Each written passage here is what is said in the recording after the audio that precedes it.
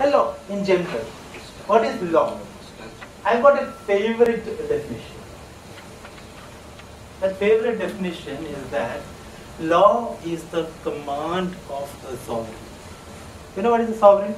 Whoever is having the sovereign. In a democracy, it will be the people. Okay, in a monarchy, it will be the monarch. In a kingdom, it will be the king. Okay? So, law is the command of the sovereign. When he commands, then it is a law. Okay? Here, if Sheikh Zayed commands, then it is a law. Without doubt. Without doubt. Okay? In Dubai, if the ruler commands something, then it becomes a law. Irrespective of whether it is passed in the parliament or whatever it is taken. So, law is the command of the sovereign. Now, in real parlance, law is all about interpretation. I want 6 volunteers here. Just put your hands up. I don't have chocolates to give you, but just volunteers. 1, 2, 3. From this side? 4. Okay, 5 volunteers. I'll do the first. Okay. Good. Okay. So I'll do the first act. I'm going to give you a sentence. Okay.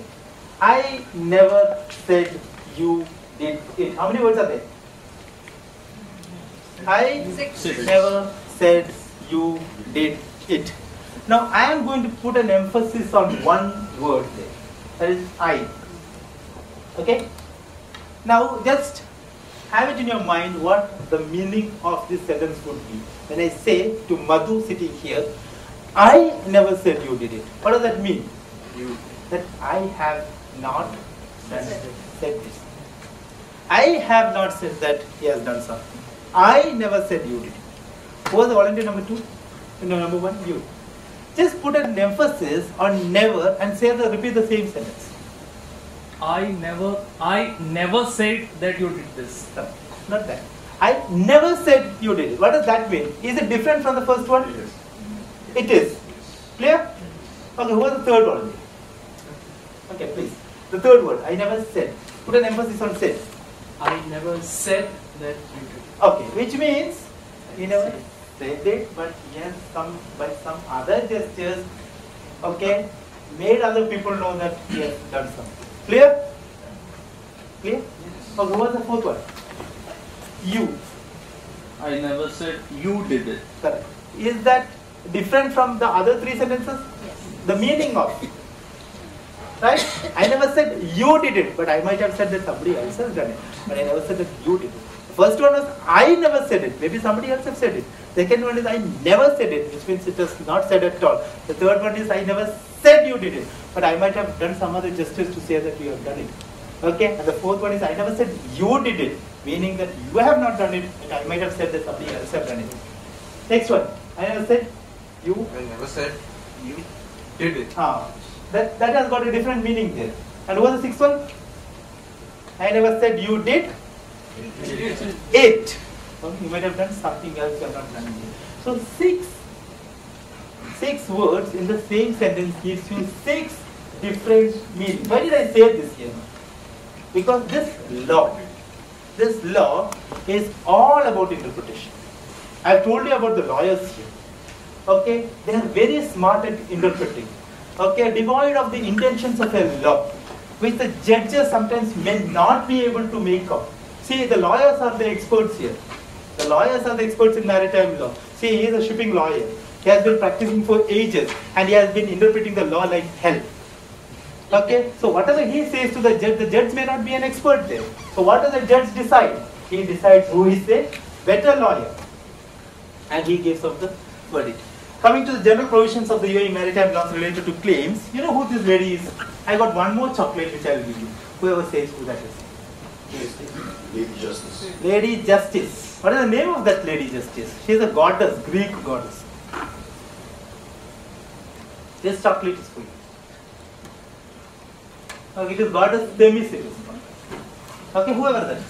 Okay, that execution code she has in hand, she never sees what justice is. So she is called Lady Justice. She never sees what justice is. She balances what the evidence, and wherever it is more, she takes that evidence, and whoever is guilty punishes. Okay. See, Article 272. Carriers shall exercise due diligence make ship seaworthy, give necessary care, etc. Okay, if you don't do it, then carriers are responsible.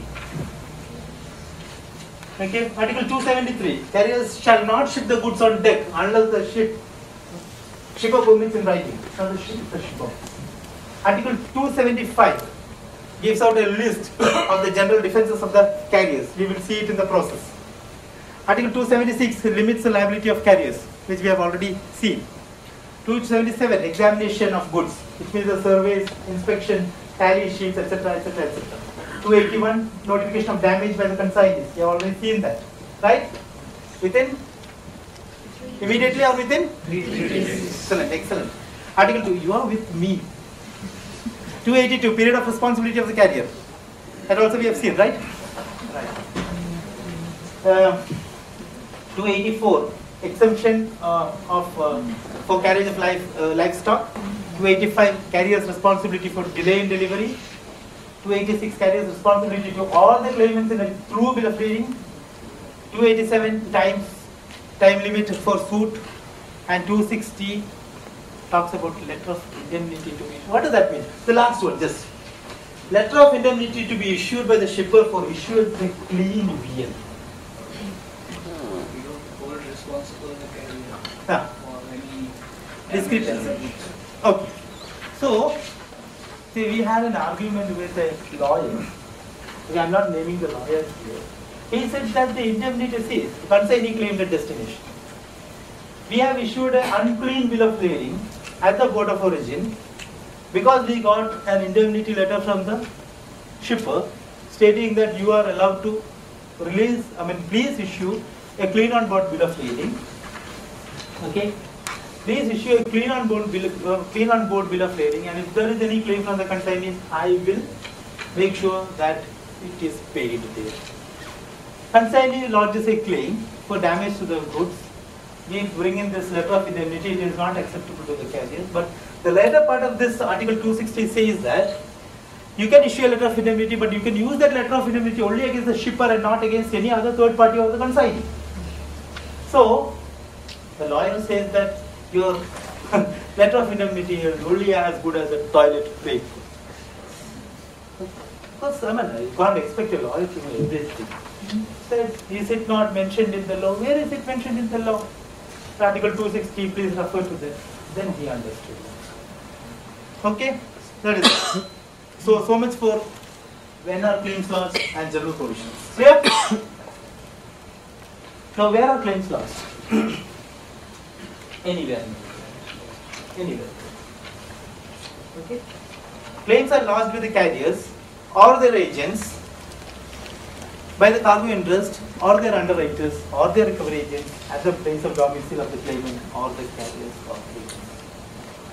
Okay? Anywhere in the world where there is a carrier, you can lodge a claim. Okay? It necessarily need not be, but it is always better, and it is always like it. Most of the time it is like that. But necessarily it need not be lodged at an actual port of loading or port of discharge or place of trading. Not necessarily. Okay, it can be lodged anywhere, but most of the time it is either at the port of loading or at the port of discharge or at the place of delivery. Now we come to the next. So how many questions over there? Hi. We have got just one more question before we wind up. Okay, be with me. Are you clear on 5 questions? Sort of. Okay. Now, how are claims lodged? You have seen the previous. Any claims and any legal department, because I told you about my ex-boss. She was literally sitting like this. Yes, arms was down. Okay. You know, this claims or legal department is a slum of the. You know what is a slum, right? Yeah. Okay, you might have seen Slumdog Millionaire. You know how these slums originate? How are these slums born? It is always born in big cities, and you can't find slums in villages. Very rarely do you find it. It is always in big cities, and it is always on the side of a huge project.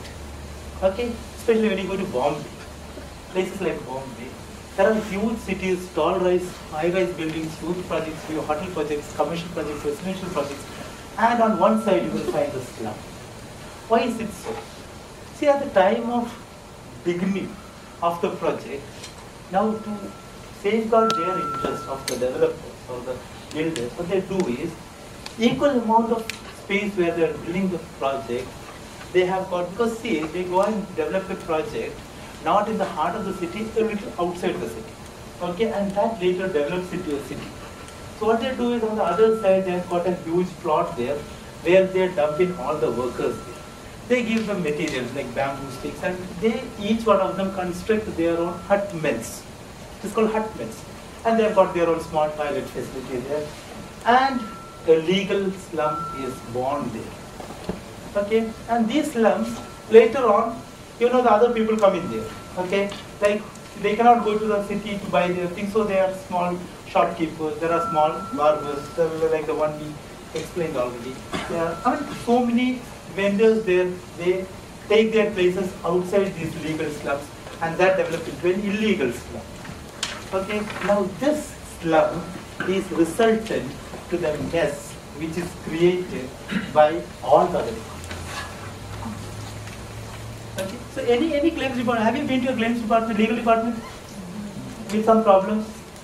And what did you get in return? When you go to a legal department, the first thing you get in return is 101 questions. And they have got this stinging instinct. You know what is a stinging instinct, right? Okay, the scorpions, it stings. Okay? No reaction? Yeah, you know that. Okay, there is a story about the frog and the scorpion. Okay, you know what this does? Okay, they enter into an agreement, the frog and the scorpion. The scorpion, the agreement is that the frog will carry the scorpion across the river. Okay, and the agreement of the scorpion is that I will not sting you. Okay, so the frog was carrying the scorpion across the river. When they reach the middle of the river, the scorpion stings, or he is getting stung, or the frog gets stung by the scorpion. And the frog is all, he asks the scorpion, see, why did you sting me when you yourself know that we both will die and we both will drown? And he said, see, I can't help it. It is in my nature to sting. So if you go to a legal department, it is in their nature, they will sting you. They will finally make you believe that you have done something wrong. Even if, and you have got those stinging managers also with you, right? When he says that, no, this is right. Say, no sir, but this is the way it should be. No. I know that this is right, you do only like that. How much have you tried to explain to them that ego doesn't allow him to accept what he said is right? Okay, so much for stinging instincts, so much for slur. So, any problem, see, when a shipping company is created, or when they form a shipping company or a shipping agency, the claims department does not come all of it, because this claims department will never be in their plan, or the legal department. They have the operations department, they have the documentation department, they have the what else? Sales department, of course, and they have the general management also. But these claims department or the legal department are born only when they start to realize that there may be problems, and when they start receiving claims, when they start having problems in sales, accounts, that here everything is dumped back there. Okay, and you can see that. So how are claims lodged? But with all the original documents except one. Okay, the claim